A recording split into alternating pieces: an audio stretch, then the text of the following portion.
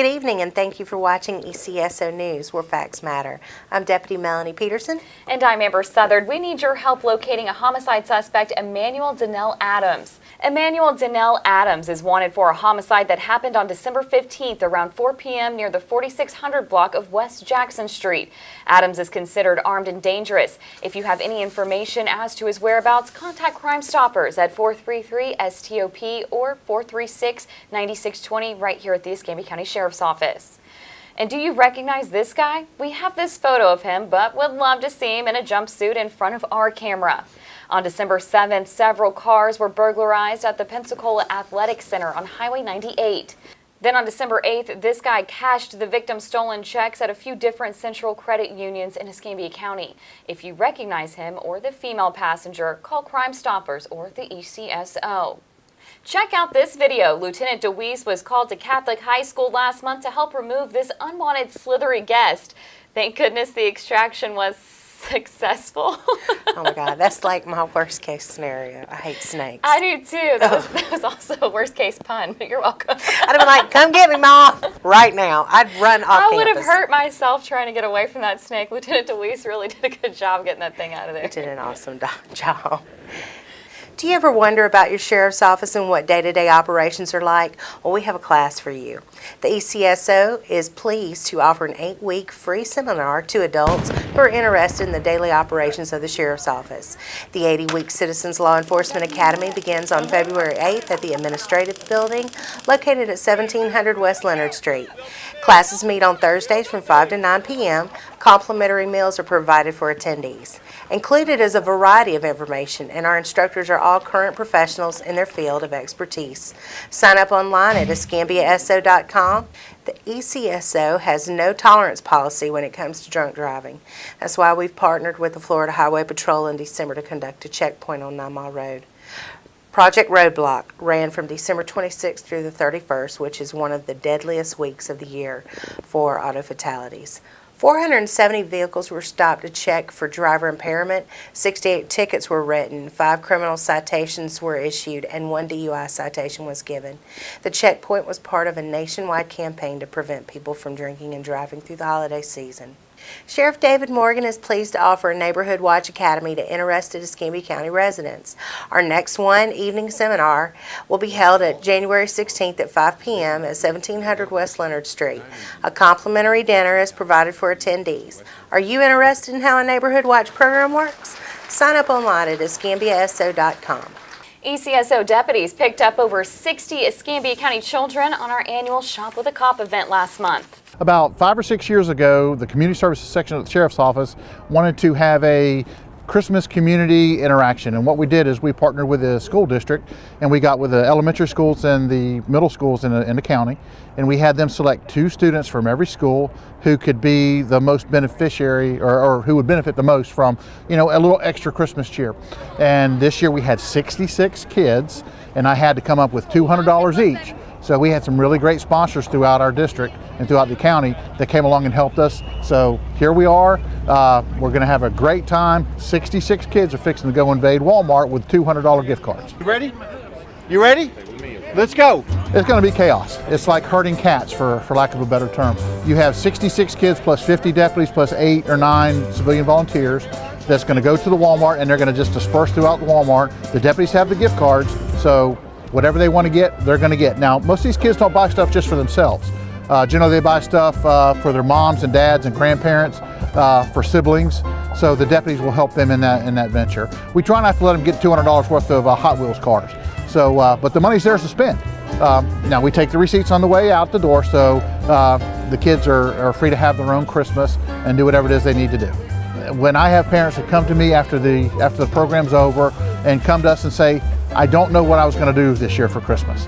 You know, this is a blessing for us. And that's the whole thing that we want to do. We want to get, you know, on a different level with the kids. And of course, you know, it trickles down to the communities and their families, because these deputies are volunteering their time to come up to Walmart to take a child and go shopping with them. I think for the most part the officers get just as much out of it as the kids, if not more, because they get to go with them in a very fun, even though it's chaotic, a very fun and exciting shopping spree with these kids. The officers get to see the joy in these kids, And I keep saying the $200. You know, the $200 is just a number, but to these kids, it's something that a lot of them don't get a chance to see. Okay, so that's why we went with that amount of money, you know, to make sure the kids can actually have a good, impactful Christmas, and it's something that they will remember. We rode along with Senior Deputy Jeff Joyner to give you an inside look at Shop with a Cop. Allison, I'm Deputy Joyner. How you doing? It's good to meet you. Did you know I was coming here today? Have you ever been shopping with a cop? Well, I'm going to tell you it's going to be an exciting adventure. Today, I'm going to take you to Walmart and we're going to go shopping. We're going to give you some money and we're just going to let you shop. And I heard that you had a list made. Did you get your list made? So let's see your list. So you got everybody on your list at all the things you're going to shop for. Is this going to be for Christmas, right? Now I brought this for you. That's yours. You like that? And also we had a special shirt made for somebody special like you. And this is our Shop with a Cop shirt. How you like that? I'm gonna let you go inside and put this shirt on. And then when you get out, we're going shopping. All right, Allison, you ready to go shopping with a cop? Yes. Let's go. Here's the horn button. You wanna hit it? Go ahead, hit it. All right. Here we go. It's time to go shopping.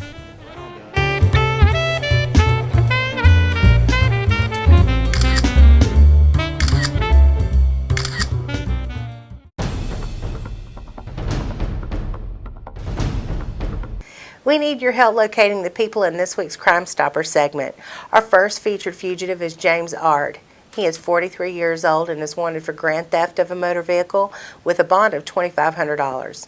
His bond was revoked for battery, strangulation, domestic violence injunction, fleeing and eluding a law enforcement officer, and driving while license suspended, second offense with no bond. Lord. Yeah. Have mercy. Well, see, and what they don't get is that he's got to actually go before the judge to get a bond on all the other stuff before he can ever bond out for stealing a vehicle. So, but the strangulation one is what kind of caught me too. Yeah. Like, Wonder what happened with I that. don't know. Why? Help us find this guy. Come on now. Let's get him off the street. Yeah. You know, hide your keys, and obviously he may have a temper. Never ever attempt to make contact with James. Ever. This could be a health hazard. Yeah, sounds like it. Definitely. Next is Jerry Lilly. He's 27 years old and he is wanted for 2 contempt of court warrants for domestic violence violations with a no bond. I mean, if he's going to treat people like this in our community, why is he out there? Let's get him. that's right. Folks, if you get a domestic violence injunction on you, don't violate it. I mean, it's a reoccurring cycle, and at some point you just got to say, enough's enough. That's it. And if you recognize him, go ahead, do the right thing, and give us a call. Absolutely. Our final fugitive is Karen Yeldon. He's 24 years old and he is wanted for driving while license suspended with a no bond. Now, I did some homework on Mr. Yeldon. These warrants, and they're misdemeanor charges. Yeah. He's been wanted as of January of 2015. Where is he at? I know he's around. Somebody knows something. He's You know something? Go ahead and give us a call. Absolutely. He's 24, folks. He's young. How does he already have all of this at 24? I don't know. And it's two separate incidents. He's made this a full-time job. Both in 2015.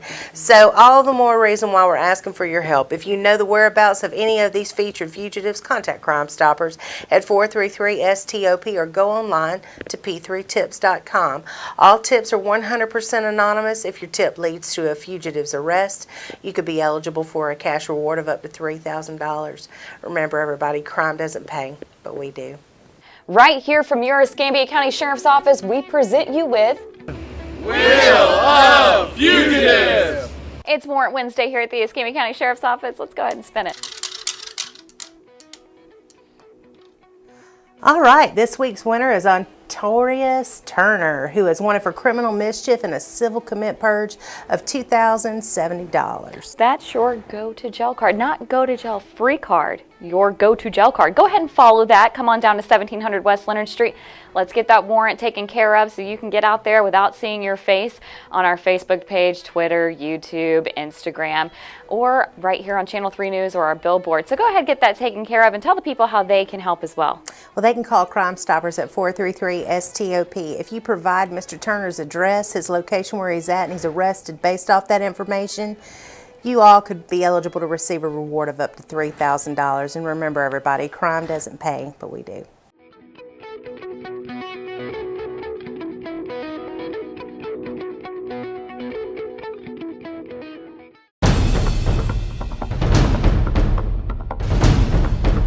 We need your help locating the people in this week's Missing Persons segment. The first juvenile we are highlighting in this segment is 17-year-old Justin Garon Powell. Powell was reported missing on December 5th. Our next missing juvenile is 16-year-old Quatarius DeMarcus Jones.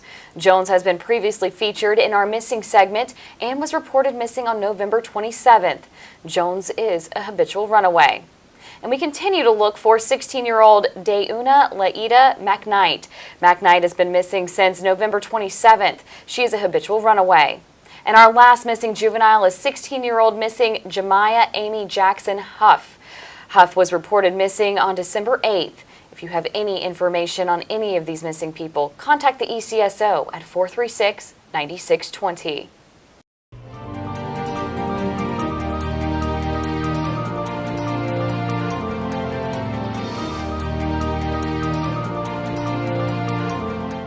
I'm Escambia County Sheriff David Morgan, and thank you for watching Ask the Sheriff. This is your chance to ask me any questions you want answered about the ECSO.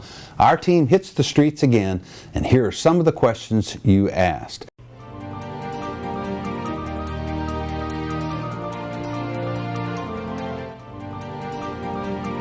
Jennifer's concerned about the impending storms and, of course, what happened in Houston, and right now we're tracking Hurricane Irma very closely. Through the governor's office, the State Emergency Ops Center, and of course locally here in Escambia County. Excellent question, Jennifer. Again, keep your radio on, television on. Hopefully we'll have power. If not, make sure you get, plenty of water, batteries for your flashlights, that sort of thing. We caution people about using candles because, people tend to leave those unattended and they start fires. So, please use a flashlight. Get some canned goods stored up. The old saying about the first 72 is on you. Is still true to this day. Plan on being able to self-sustain for at least 3 days in the event that we have a devastating storm come through. It can take that long to get to all areas of the county and get rescue efforts to you. As for flooded roads, if you follow again the radio and television, the Emergency Operations Center at the county puts out an update on all the roads that are passable and not passable. Whether you should evacuate or shelter in place and all of that. Right now is the time to start preparing. Irma is still a few days out, so start getting batteries and water, etc. Don't wait till the last minute when the store shelves are empty throughout the county, or wait till the last minute if you determine that you want to evacuate and you get caught in the long lines of traffic, because that's when people get hurt. It's when they're caught in those times. So great question, Jennifer. Just again, stay tuned to the local stations, both television and radio, and we give updates on the roads and their passability throughout the storm.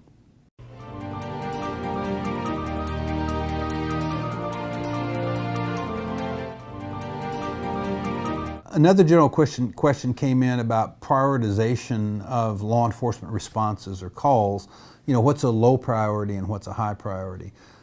We have an assistant here at the Escambia County Sheriff's Office through Central Dispatch. We use what's called a CAD system, which is Computer Assisted Dispatch, is one of the ways that it's referred to, that acronym. And how a call is coded out, meaning when the call comes in. And so let me start at kind of a low level and work it up to a higher level. If we get a couple of calls that come in, and one's for a noise ordinance disturbance, let's say it's a barking dog, and another call comes in at the same time that we have shots fired in a neighborhood. Well, because of the coding of that call, it will come up on an officer's computer inside their car, and it's prioritized, the CAD Dispatch on that. And so quite obviously, the disturbance, the noise ordinance disturbance, a barking dog, would be at the bottom of that call, and of course the shots fired would be at the top. And so those are coded for officers, and so they obviously respond, if you will, from the top priority down. And that's why sometimes we get citizen complaints because of the volumes of calls that we have, that our officers, because of the number that we respond to each year, it's always well into the 240,000 to, I think one year we hit 303,000 calls for service one year. That's one for every man, woman, and child in Escambia County. And that's actually calls for service. As you can well imagine, officers go from call to call to call, and so the barking dog call may not ever be responded to during that 8-hour period. And of course, as a citizen, that's important to you. And so you say, well, I called the sheriff's office and nobody ever responded. It's not because we didn't get your call. It's not because we don't want to respond to your call. It's because of the volume of calls and the officers that we have available to respond, we may never get to that low-level call.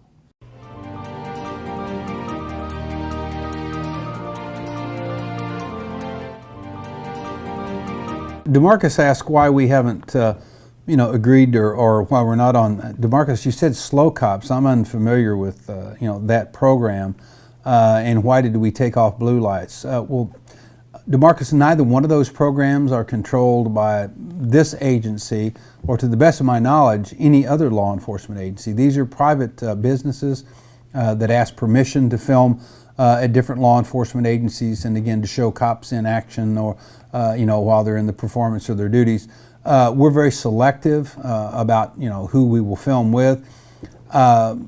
Again, as far as blue lights goes, one of our employees, Mr. David Craig, filmed blue lights for years. I would recommend you contact Blab TV and Blue Lights and ask that question due to potential conflicts of interest. Once Mr. Craig began his employment here about 9 years ago, we prohibited him from filming at the Escambia County Sheriff's Office and filming our law enforcement officers. When you see the ECSO on blue lights, it's old programs. It's ones that before he was an employee here, before I was sheriff. And again, we did that intentionally because of a potential conflict of interest. If he was at a crime scene and something occurred, he'd be called to be a witness, and our legal department recommended that he not be allowed to do both jobs, if you will, because in that instance he's a private business owner filming the Escambia County Sheriff's Office, of which he is now an employee. So that got a little complicated, and so the determination was made that he would not be allowed to film the ECSO. Again, I'm unfamiliar with slow cops. We get requests all the time from A&E and private other private businesses that do crime shows, not just live television, if you will, or actually it's not live. It's where they come out and film our folks during a shift. It's portrayed as live when you see it on TV. I'm unfamiliar with them even asking us, to do any filming. But be that as it may, if they do, we evaluate any and all requests for filming at the Escambia County Sheriff's Office. While again, we honor most of those requests, there's only been a few that we've denied. We have no desire to be put in a bad light, especially in today's environment. We have no problem with the truth. For folks to come out and film law enforcement and all of its, humor and tragedy and, ups and downs and ins and outs. But there are some programs that don't portray law enforcement in an appropriate light. And that is, law enforcement officers can be portrayed as, portrayed, as being, less than sympathetic, a little bit heavy-handed, etc. And I can tell you that nothing is farther from the truth. And so part of my job as the Sheriff of Escambia County is to ensure that our agency is portrayed accurately. So any program that wants to do that, we would certainly entertain speaking with them.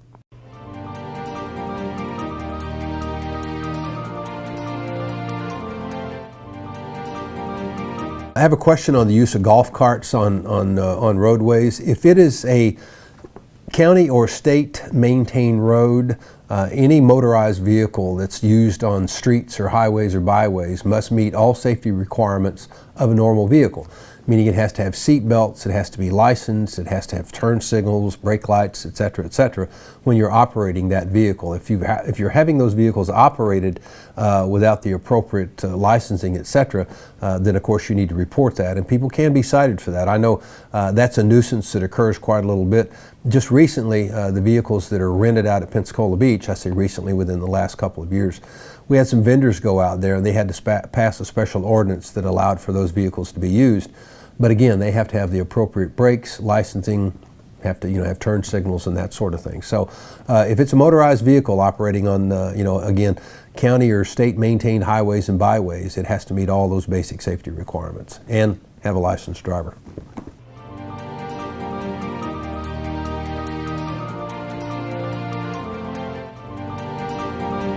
The question was home alarm systems, and do we require when an individual installs a home alarm system to register with the Escambia County Sheriff's Office and basically for monitoring? No, we do not.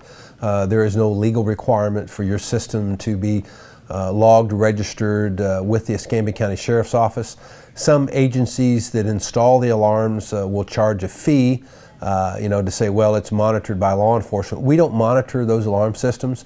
What occurs is a call over, meaning that if you have an alarm at your house, the company that you have secured the services from monitors those systems, and if you don't respond within a certain period of time, or if they contact you and you respond inappropriately, meaning you don't know the password, then they will immediately call Central Dispatch at 911 and report it as a house alarm, and of course then we respond to those. Now, we normally monitor the number of times responded, so again, we would caution you on the number of false alarms that you have, because you could incur a fine of some sort at some period of time if we have to respond repeatedly to your home.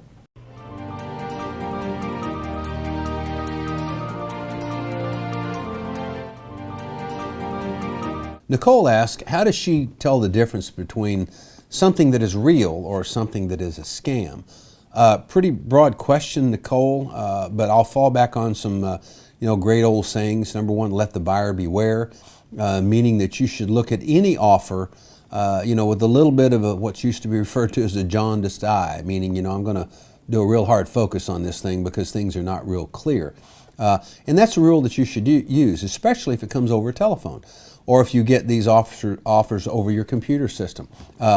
Con men are very charming and very believable, and they can, the old joke that they can sell a refrigerator to an Eskimo is a true statement. So what you do is a little bit of independent research. The Better Business Bureau is a good clearinghouse for this. Sometimes the Chamber of Commerce is. One of the good things about online systems is you can also look up, what have consumers reported back on a particular product. But a general rule is if it's an unsolicited offer for something, please be very careful. It probably is a scam in many instances, and you need to do a little bit of independent research. We don't keep a log of that. However, we unfortunately do, because that's the purview of the Federal Bureau of Investigation, by the way. We refer almost all of those cases to a different agency for investigation because so many of them are international. Sadly, we get a lot of our internet and telephone cons that come out of Canada. And so now we have to cross not only state jurisdictional lines, but international jurisdiction lines in going to another country. And so a case that where a consumer may have been conned out of a few $100s or $1,000, now we can end up spending tens of thousands, if not hundreds of thousands of dollars in an attempt to find the perpetrator and to effect a prosecution. So as you can well imagine, most of those, unfortunately, go unpunished. And so it's incumbent upon us as citizens and consumers to practice a little foresight and make sure that we don't become a victim of a crime. It's not hard to sell someone something that they want. And so if you think that this is a great deal and I've been wanting this, etc., again, sit down, have a cup of coffee, take a couple of deep breaths, do a little bit of due diligence, and again, practice what we preach, and that is don't be a victim of a crime.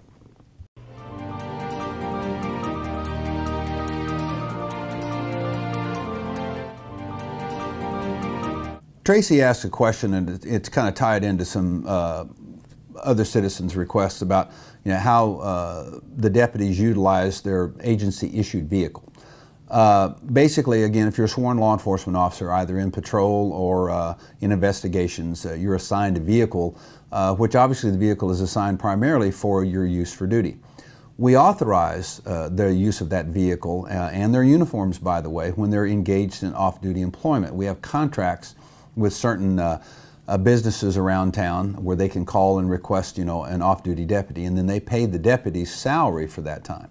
Now, when a deputy takes that position, it all goes through a central scheduling office. And by the way, this is all approved by Florida statute. This is not just something that we do here locally. Part of the money that the officers pay, $3, goes back to the agency, and that's to cover, the gas, insurance, etc., for the car. Also, when a deputy is on an off-duty status employment job, meaning they're not physically on duty with the sheriff's office, they're required to answer any officer needs assistance call. And the owners of the businesses that they're employed at understand that the deputy may in fact have to leave that business if an officer assistance calls. So we kind of, that's a force multiplier, if you will, that when you're on duty and you call for assistance, let's say there's someone at one of the local grocery stores who's hired deputies to work off-duty security there. If you need assistance and you call, that deputy has to leave that off-duty location and respond to your officer needs assistance call. So, that's one of the very upsides to those sorts of things. And the county is reimbursed, again, for the use of the vehicle, gas, etc. The question about, the vehicle for personal use, the primary reason, or the primary answer to that question, and the bottom line is, vehicles cannot be used, with rare exception, for your own personal use, meaning you can't go to the grocery store, you can't take the kids to soccer, you can't take the kids to school, etc. It's not your personal use vehicle. It has to be in some way tied to, your duty performance. Now, we offer a little bit of latitude in that. Why? Because again, we like for officers to have officer presence throughout the community. So if an officer's on the way home and they want to, stop at the local Tom Thumb or Circle K and grab a cup of coffee on the way home while they're still in uniform, that too is a force multiplier, meaning that there are deputies all over the county. So, we take a little bit of latitude, if you will, in that. But for the vehicle to be used as personal use, that is not approved. Remember, you can also email your questions and ask the sheriff at escambiaso.com. We'll be back next week right here on Blab TV, Tuesday night at 8 p.m.